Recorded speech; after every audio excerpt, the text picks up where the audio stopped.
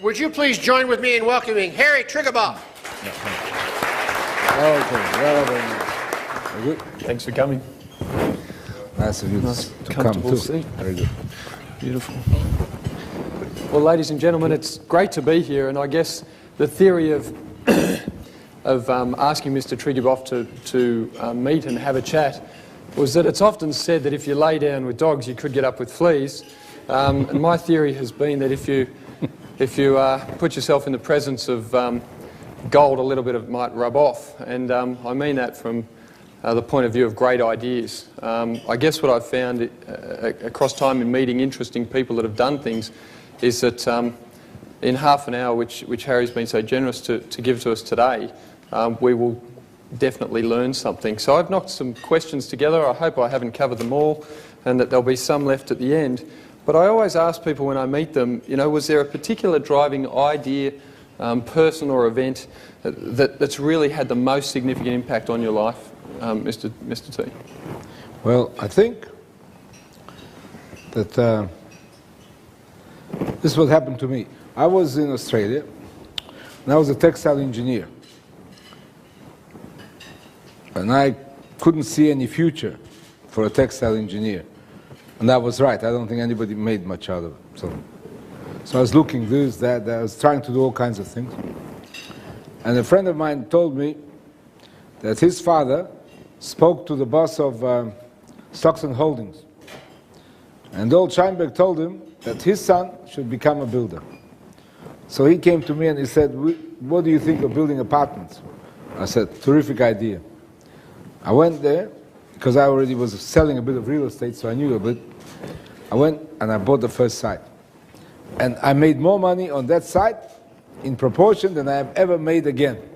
So I knew that this is where I have to be. Excellent, excellent. So is there a saying that really sums up your approach to life, or a quote or motto? Well, I think I only like to be involved where there are problems. And when there are problems, I come with an instant solution, and it's always wrong, but it doesn't matter.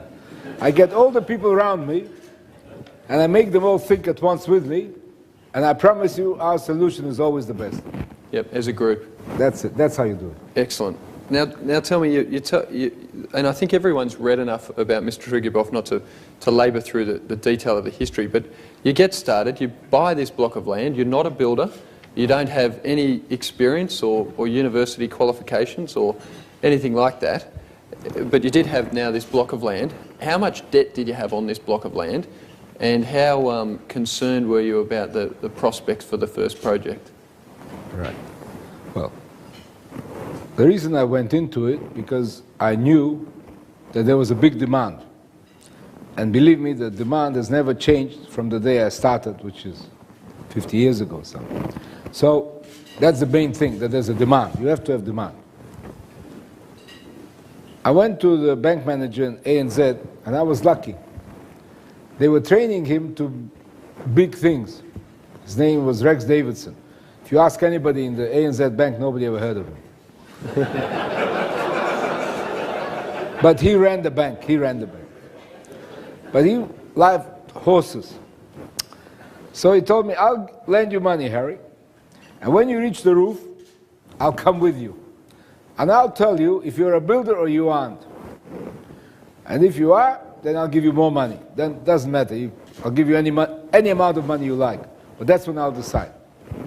So I wait till I get to the roof. I call him there. He had a look. He looked this way and that. He says, yeah, Harry, you're a builder. Now I'll give you any amount of money you like.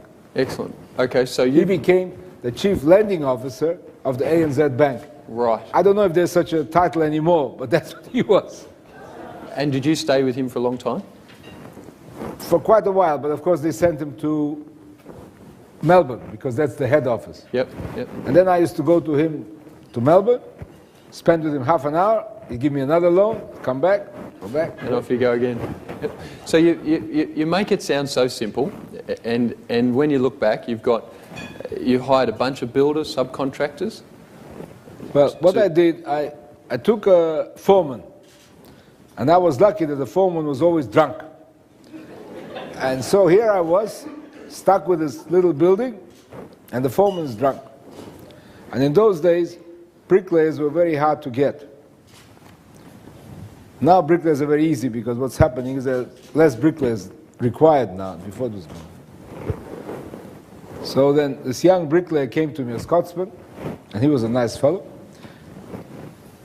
You see, in Scotland, the bricklayer, he's the chief contractor. In Australia, it's the carpenter. So he was teaching me what to do every night. So every night he would tell me what materials we needed next day.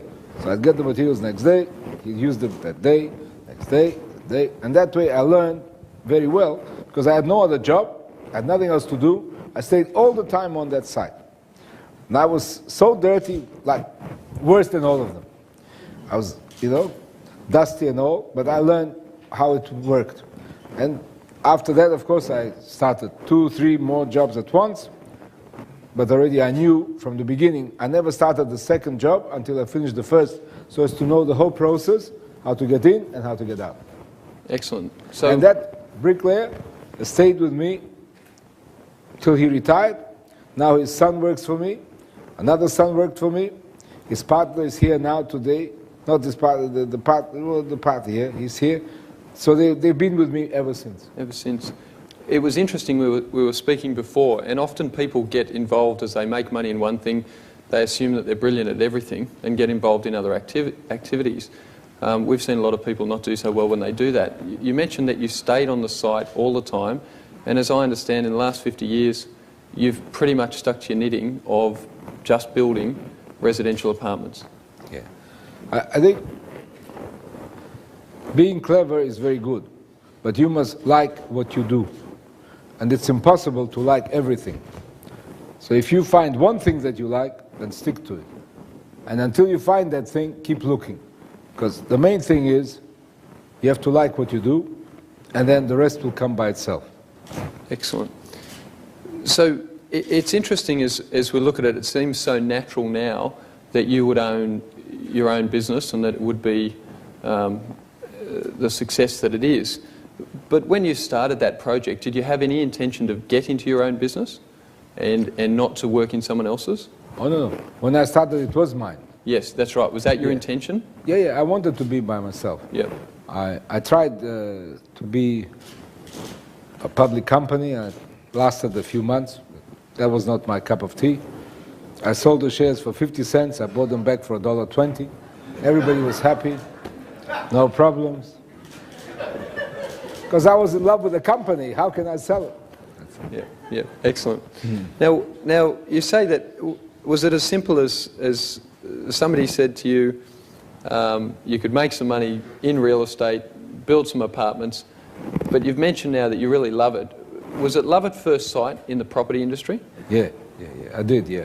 I liked it, and that's very important, because if you like it, then the people in the business will like you, and they will work probably better than if there wasn't this relationship. That's very important. And so even still now, as you build, seemingly bigger, better, best, you get on top of a project, you're still there very, very often? Yeah. Every morning I'm there. Every morning you visit sites? Yeah. That leads to asking you, what is... I go a bit later, of course, but... a little bit later than you did. Now, so today, what does the typical Harry Triguboff day look like? Oh. Is there one? Oh, yeah. Very similar, every day similar. Well, I get up, I read the paper. Finish reading the paper, I take my medicines. Take my medicines, I go for a walk. Every day I go for a walk. Go for a walk, have my breakfast with my dog, and then I go to work. So I get to work 11 o'clock, 11:30, get to work.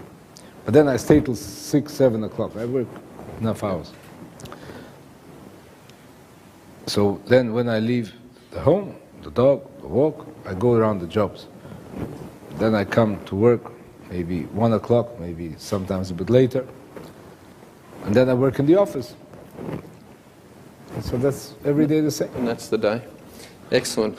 What do you think, you know, bigger picture issues, we were talking before, but what do you think are the most critical issues facing Australian business right now? And certainly your business? Yeah. Well, we are very lucky that China adores us. And that's just like I like my business, they like this country. It's not only a matter of money, they like it, So that's good, so they help us.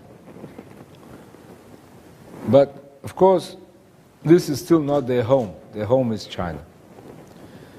And even though we are very successful in selling to so many Chinese now, I always am fighting, not that I need to, because there's so many Chinese, to get Australians into the market. Because the market is good when the local people are in it and believe in it and support it. And that's what I want. And that is why I'm always fighting the Reserve Bank, because his interest rates make it impossible for people to buy. And he knows it. And it's not he that's in fault, it's the whole group of them that runs the place, and he will leave and another will come and it will always be the same, it will never change. So this is one problem that we have, is that we must get those interest rates down. The other thing is that the money, people have lots of money in super, but they have no money in the bank. And the super funds are not built to help people buy property. So they can't afford to buy property, which they should buy. Instead, the super funds spend money on shares and other things. So I want that to be changed. And you mentioned about, sorry? Now the third big problem here is that politicians run the place. Very hard to be a politician and run it. A politician wants to be popular with everyone. Well, it's okay, but if you're popular with everyone, there's very little you can do. Because you want this, he wants that, what does he do? No good. So there has to be given more power to the doers, to the mechanics. And laws have to be made so that they get the power. The politicians must be prepared to let go of the power so that they can do it. For instance, it's much easier to work in Queensland than it is in New South Wales. And I think that we have sent 10 different ministers from here to Queensland to look how they do it. They come back, the people in the department break them down, it's back to normal. Now this is bad. So these are my problems. And these are the problems of the country, it's the same.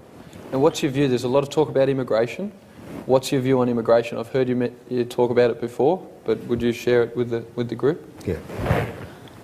Well, we are a huge country and we need a lot of people. Unfortunately, our philosophy is very much entwined with what they do in Europe and America and everywhere else. This is different. We are a huge country, and you can't run it with no people. I'll give you an example. They talk about mining. And if you go to Lake Eyre in that area there, you will see there are no roads, there are no railways, there's nothing there. Now you can't develop if you don't have facilities. So we must develop facilities. We won't develop them unless we have people. We can't do enough unless we have people. People must come. We need them, and it's good that we can pick. Everybody wants to come here. But it's no good picking them if they understand cricket or they understand something else. They must be useful. They must be workers. So unless we bring them, it's no good. Of course, for housing, they all believe in housing, and they all need housing, so it's terrific. Excellent. Now, it was interesting, Mike mentioned before, Mike, that Harry has the biggest, or the tallest project in Sydney. The tallest project currently in Brisbane is about to lose the crown to himself again. But and then Mike mentioned that, you know, are you competing with someone else, or is it an approach? Have you really just competed with yourself? Always with myself. Yeah. I don't compete with others. Others don't exist for me. Don't worry about it. They tell them diversify. If you want to. I never diversified. I don't need to diversify. I stick to what I like. And I know what I can do. And I know what the country needs and what the people want. So I don't compete with anyone. They can't compete with me because, unfortunately, when they go to a certain size, they become public companies. And in public companies, they tell them to diversify. So he might have been good at doing what I'm doing, but suddenly he starts doing 10 other things, of which probably 8 are no good, and he sinks. It's very interesting. So where did you... Okay, as an insight, where does somebody, at your stage now, and having had the success you've had, it's understandable that you have that confidence. Did you always have that confidence? Always. Always? Oh, yeah. No problem. I get that sense. Does anyone get that sense? It's good. Very important. Very important. All of you must have confidence when you go to a bank. If you don't have confidence, then the bank gets more scared than you are. So always be confident. And now, when you work with a bank, you must make him your partner. He must know everything. Give him all the problems. The bastard, let him work for it. And then when he knows your business, he's your friend. But if you run away from him, you're gone. That's the way. Excellent. Very, very good. I think that was worth the price of a season's ticket right there. Is there anyone that you've looked at, and understanding that you've competed with yourself, but is there anyone that you've looked at that's really inspired you, whether it was your parents or a friend, someone else in business or society generally? Well, if I look at the successful people, and I see some of them are still older than I am, now they're the ones that give me confidence. If they can do it, I can do it. Yeah. Excellent. All right, now it's very interesting that obviously legendary American investor Warren Buffett says that he doesn't believe in diversification. He believes that concentration leads to concentration. So you share that view. In terms of your business, I read an article that mentioned that many of your managers need to, and I saw one of your people there before, turn up with one-page summaries of their projects or business plans or current status of their project. I was intrigued by that. Can you explain that to me? Well, I take home every weekend a pile of papers that thick. See, very important. And I go through them, and some things I don't understand, some things I don't agree, so I make notes. And then next week, they fix all this, I look at it again. And so I continue looking all the time. Now, the page that we talk about, that's different. When I first started, I had 1 page, and now I have 6 pages. That's all I have. And that summarizes all the movements I have to know. But that's simple. The big pack is where it's in detail. The simple one I get every day, I get 6 pages. And what's in the 6 pages? Well, it says how many units we have for sale, how many we've got deposits on, how many we have exchanged, how many units we are leasing, how many units are up to the roof, how many units are started, and how much empty land I have. That's all. Fantastic. Money doesn't come into it. Nothing to do with money. It's just... Okay, now I've also read that you were very advantaged during the global financial crisis and subsequently because you have little or no need for debt. Can you talk to us about that? You've talked about the bank being your friend. Yeah. It sounds like you don't need a friend anymore at the bank. No, they need me. I give them money. Yeah. Best friend. Even easy. Yeah. So now you're a good depositor. Very good. So how important, in your view, there's a lot of talk now globally around, suitable levels of gearing on all sorts of assets and projects. Right. What do you think is a suitable level of gearing on the types of projects that you run? Yeah, it depends. When you start, you need the bank because you can't start without the bank, 100%. So you get from him whatever you can. You should always pay him back. As you pay him back, he wants to give you more. Pay him back, you give him more. But then, when you reach a certain size, you must decide what you want to do. Do you want to work for him, or do you want to work for you? So that's when you start getting less into debt. that means that you will not grow as fast as you could. Agreed. But then it gives you peace of mind. Because sometimes when you're overextended, it's very difficult. See, the banks have a very, and that's worldwide, it's not only here. We learned from the others, actually. That's what they do. When there is a boom, when things are easy, banks compete with each other, and they want to give you more money than you need. And you grow very quickly, and then you are in a big hurry, and you grow as fast as you can. And they give you more than you first. And then something happens, and in today's world, it's not even to do with Australia, maybe. Greece, I don't know, with something that has nothing to do with us. Then suddenly a new face appears in the bank, and he says, you owe him money and you have to pay back. So I think that seeing that that could always happen to you, you should be always well secured. You should give him not as little as possible, but as much as possible. So then everybody is happy. Because you see, the bank manager who deals with you in the beginning is not necessarily the bank manager who finishes with you. So these are the things of life. But to start, you need them, grab as much as you can, pay them as quickly as you can, and then be comfortable. Excellent. Now, Harry, we were talking before that I like cars. Some other people probably do too. I know that you've got some great cars, and one of the tensions that often we see with business people is, you know, when is the right time to buy your first Bentley?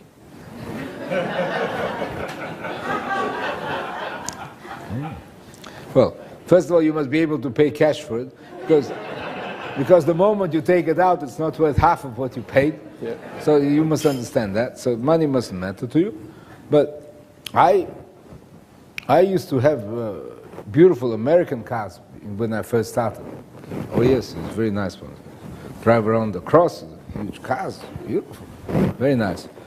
But we didn't go for Bentleys, we went for American cars. I think I had every type of big American car there was. And then I went for Mercedes, but they are a bit dull, we must admit. Good car, but dull. Bentley is a very nice car. I love them, you know. You sit top there, and you sit down and everything. Of course, SUVs now have taken that away. Yeah. Before that, very nice. You're the man. That's how you do it. Very good. We've got a question here. What's the best and worst client, customer, or supplier lesson that you've had? Start with the best, I guess. No. Best time, right. So things were very tough in 1973. Citibank came into Australia, they were going to make a lot of money. And then they decided in 74 that I was broke. I proved to them I was not broke. They were convinced I was broke. I paid them all the money back. And around 75, I think it was, they gave me a check of $2 million present, because they never believed I'd pay them back. So what they did, they thought that they would stop me from building, but they couldn't, because I'd start the buildings on my money, and then I'd tell them, right, it's mortgage to you, take half-finished building. So they then started pleading with me not to do it to them. And I said, I'll do it to you because that's the way I'll pay you back. And I had a list in my office, and every day I showed them how I diminished the debt. Every day I diminished the debt. Every day. I built one, I sold two. I built one, I sold two. Every day. They were so happy. That was the best relationship I've ever had. I've never worked with them since, but that was the one. Fantastic. Very good. What's the worst? The worst one I had, was with a subcontractor. He was a nice boy, but he was a bit crazy. Now, I have my way of paying. And he disagreed with the way I paid him. So he came into my room and he had a gun, and it was wrapped up in a piece of paper. And it was lucky that the girl was with me there, and she saw him and she started screaming. and I had my other fellow there, and he grabbed him. We took away the gun. Then his father came to me and he told me, you know, the boy's not right in the mind. He was a good worker, but that was bad. So whenever you get a subcontractor, you must make sure he's normal.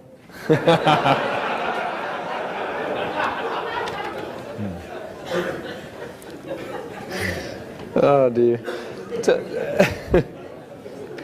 Harry, talk to us about taxation. What's your view on tax? How's it affected you, and how much do you like it, or do you enjoy paying it? Well, taxation is like this. Tax used to be easy once upon a time. We used to buy lost companies. We used to go into mining. We did all kinds of things. It was very simple. But then they decided to get tough with us. And all these big ideas disappeared. So of course, as they disappeared, suddenly I owed money to the tax. I think I owed the most money in the country at that time. And so they came to me and they said, "You owe us money." I said, "Yeah, very good. How much money?" They told me, I said, "Boo, not that much." So we worked it out, how we reduced it, and the main thing was that I learned one thing. I shouldn't assume that I will not pay tax, because those days have gone. But even in those days, I should have assumed that. Now, there were big companies who disagreed with me, and they didn't pay the tax, and they're still fighting them 30 years later. But I paid tax after we agreed on the price, and I became the best friend of the taxation department, best friend. Yeah? And since then, I'm paying him tax. But what I do, I keep lots of my properties. So if you keep the properties in this country, and the capital gain is there, you don't pay tax, which is beautiful. Only pay tax on the rent. You don't pay all the tax on rent because you have depreciation. So that's the beauty of my business, you see. I build a property, I already made a profit, I don't pay tax because I keep it. I then lease it, and then I don't pay all the tax on the rent because it's depreciation, so I pay very little tax. I do pay tax, though, on the ones I sell. Right. So what we have to do, in my case, is I have to buy a lot of empty land, because I think that I can get very good floor space ratio on the land. Because you see, the government realizes at last how important it is to have housing. So if you can explain to them that what you say is right and what they say is wrong, then you even make more money on that. And in the meantime, you keep the land, and of course, it brings no income. So that's again how you avoid, in my case, tax. That's all legal. That's how you do it. Excellent. That was good, wasn't it? Very good. It's very good. He likes it because he understands that well. I understand tax. It took me 50 years to figure it out, but he knows it. It's very interesting. There's a great book that some French academics published on billionaires, and they studied 32 billionaires and how they became billionaires, and they said that there was a great wealth driving event at one point, and one of the ones that they have demonstrated was that tax is a huge driver. Obviously, if you can minimise paying 30+% tax, and the cumulative effect of that over a long period of time, certainly over 50 years, is enormous. So obviously that's the business we're in, and tax is really important. Is there one thing that you think that anyone who wants to succeed in business should definitely not forget? Well, the bigger you become, the harder you work. So if you think that by being bigger you will be able to relax, it's wrong. So you decide now. If you're prepared to work hard, okay. If you don't bother. Excellent. Do you still sign all the checks? I did hear that rumour. No. No, you don't sign all the checks? How hands-on are you in the business? Very much hands-on. Very hands-on? Now, you mentioned before you've got... As much as time allows. As much as time, yes. Excellent. What about the role of your family and spouse in terms of growing this business? How much of an impact does a business that size have on your family life? Well, the first two wives didn't take much interest. 2 daughters, not much interest. Our grandchildren now. One, the big granddaughter, takes an interest. The other 3 are still too young. So there's still hope. Yep. But I hope I will change the daughters first, go that way. But you know, to change them also requires a lot of work from me. It's one thing to make money. It's another thing to make what I do attractive to them. Yep. So far, I haven't succeeded. But I keep trying. You keep trying. Very good. Now you're older than 50. What are your future plans? What are your personal future plans? What are your plans for Meriton? We'll keep on doing the same thing. It's very good. And I think that still a few years left. Very good. No, build 70 stories now, 80 stories, maybe build 100. How high can you go? As high as the councils approve. So we sometimes change their minds a bit higher. But the problem is with building tall buildings, really, it's not the best way to make money. Because you see, when you spread the building on lower levels, say 10 floors, 12, 15 floors, you can build many at once. When you build one tall one like that, you're limited, because you can only build in that little space. So therefore, it takes a long time. Yeah. But anyway, we're making changes so that we can make it quicker. Okay, now there's been some changes in New South Wales about how large property developments are approved, which we were talking about. Can you talk to us about that and also mention what happened up at Warriewood? Right. Well, after many years, the Labour government understood, the Labour government, state government, understood that councils would not approve. And if they approved, it would be in such a way as to make sure that the developer would go broke, which is even worse. Because the developer puts his last money in, the bank gives him the money, and the rest is history. We know what happens. So they then decided that the state government would approve big projects. And that was going on very well. But O'Farrell decided that he would say that the council should get back the power. Of course, he wanted to control them in certain ways. Right? And he was thinking of cottages. Because you see, where you get approvals in cottages, nobody protests. Everybody is very happy. Because the councils, they have no money, so they approve anything very easy. What he overlooked is that the people don't want to live where we can build cottages. Cottages we build are in the wrong place. I say what we should do with cottages is renovate, rebuild, fix the old ones. We have so many thousands of them, hundreds of millions of them. Just fix those. Big job. Don't worry about new ones. Just fix those. But now we have the problem, what will happen when the councils will regain a lot of their power. Now I hope that we will learn how to contain that power. But at this stage, it's not sure yet how it will happen, not sure. So we might even have less production than before. That even though you can produce cottages which nobody wants, it will be difficult to get approvals for apartments which everybody wants. Now what happened in Warriewood was, they had a crazy code there. And I bought the land, and they wouldn't approve what I thought they should approve, which had nothing to do with their code. So I went to Sato, he was the minister, and Sato said, I can't do anything with these guys because they control the upper house. There was a McTaggart, he was a member, he was an independent. He was scared of McTaggart, he controlled the house.